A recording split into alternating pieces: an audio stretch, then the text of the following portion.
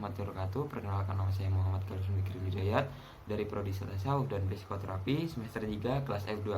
Di sini saya ingin mempresentasikan tentang proposal penelitian yang berjudul Dampak Perceraian Orang Tua Terhadap Akhlak Remaja, studi kasus remaja usia 12 tahun hingga 17 tahun di lingkungan Desa Jomboterjo, Kecamatan Sukodono, Sidoarjo.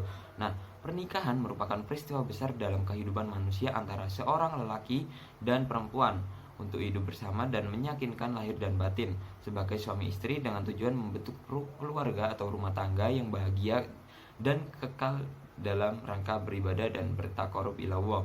Jika antara suami dan istri dapat memenuhi hak dan kewajiban, maka suatu rumah tangga akan tercipta tentram dan damai.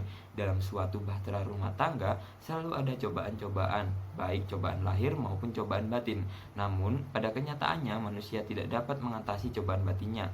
Cobaan batin berupa keadaan ekonomi adalah faktor terbesar dari masalah dalam keluarga. Tidak memiliki pekerjaan yang mapan mengakibatkan pendapatan dan pengeluaran yang tak seimbang.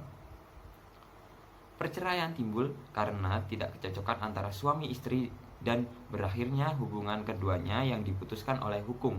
Perceraian antara kedua orang tua mengakibatkan anak mengalami reaksi emosi dan perubahan perilaku karena perpisahan atau perpecahan hubungan orang tuanya. Perkembangan dan pendidikan anak merupakan tanggung jawab besar terhadap orang tua, sehingga di dalam keluarga dibutuhkan suasana hubungan yang harmonis antara orang tua dan anak, karena kerukunan di dalam rumah tangga sangat berpengaruh terhadap tumbuh kembangnya dan pendidikan anak.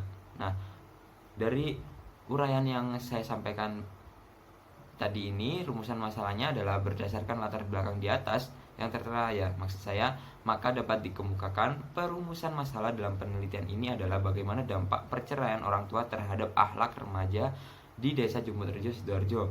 Nah, tujuan penelitian ini yaitu berdasarkan rumusan masalah di atas, maka penelitian ini bertujuan untuk mengetahui bagaimana dampak perceraian orang tua terhadap akhlak remaja Desa Jomboterjo. Nah, untuk yang selanjutnya adalah manfaat penelitian. Ada 3, yaitu secara teoris, secara akademik, dan secara praktis. Nah, secara teoris sendiri adalah penelitian ini diharap dapat menambah pengetahuan dan wawasan penulis terhadap penelitian, khususnya mengenai dampak perceraian orang tua terhadap akhlak remaja.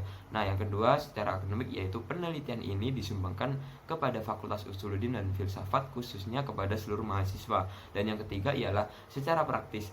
Penelitian ini dapat menjadikan bahan referensi atau masukan bagi peneliti lain dalam melakukan penelitian dengan objek maupun masalah yang sama dan mengembangkan penelitian ini di masa yang akan datang.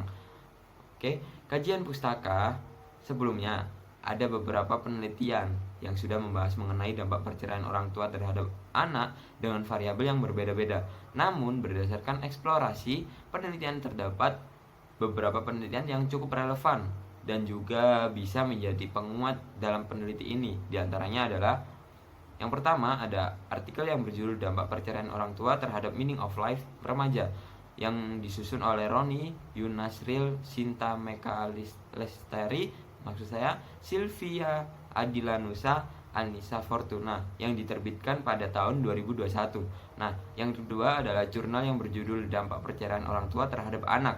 Jurnal ini disusun oleh M. Yusuf M.Y. dan diterbitkan pada tahun 2014. Yang ketiga adalah artikel yang berjudul Dampak Perceraian Orang Tua Terhadap Perkembangan Psikoanalisis dan maksud saya psikososial dan prestasi belajar. Nah, artikel ini disusun oleh Harry Ferdinand Moon dan diterbitkan pada tahun 2019. Yang keempat yang berjudul Analisis Dampak Perceraian Orang Tua Terhadap Anak Remaja. Jurnal ini disusun oleh Putri Erika Ramadhani serta Dr. Andes, ya maksud saya itu ya, Haji Heti Krisnani MSI, dan diterbitkan pada tahun 2019. Nah, yang kelima yaitu atau yang terakhir ini adalah jurnal yang berjudul Dampak Perceraian Orang Tua Terhadap Perkembangan Psikologis Anak. Nah, jurnal ini disusun oleh Rina Nur Aziza yang diterbitkan pada tahun 2017. Nah, metode penelitian ini yang pertama adalah desain penelitian. Desain penelitian ini dirancang dengan dilakukan menggunakan metode kualitatif, metode kualitatif dan bersifat deskriptif. Nah, yang kedua adalah tempat dan waktu. Nah, tempat Tempat yang akan peneliti ini ada di Desa Jomboterjo, dan waktu penelitian akan dilaksanakan pada bulan November hingga Desember 2022. Nah, sumber data yang saya terima adalah yang pertama adalah remaja yang orang tuanya mengalami perceraian rumah tangga, dan yang kedua saya akan mewawancarai terhadap remaja Desa Jomboterjo Sukodono yang orang tuanya mengalami perceraian rumah tangga. Nah, yang keempat adalah tahap-tahap penelitian. Yang pertama adalah tahap pralapangan, yang kedua tahap penggalian data, yang ketiga tahap hasil laporan. Nah, yang kelima adalah teknik pengumpulan data. Teknik pengumpulan data ada dua, yaitu yang pertama observasi dan yang kedua wawancara. Nah, yang terakhir atau yang keenam teknik analisis data. Teknik analisis data di sini merupakan proses penyusunan dengan cara yang sistematis melalui data yang dihasilkan dari hasil wawancara yang terjun langsung, catatan lapangan, dan data-data dokumen yang diperlukan dengan cara mengkelompokkan data dalam masing-masing kategori yang sudah disesuaikan dan dipilah dengan baik. Oke.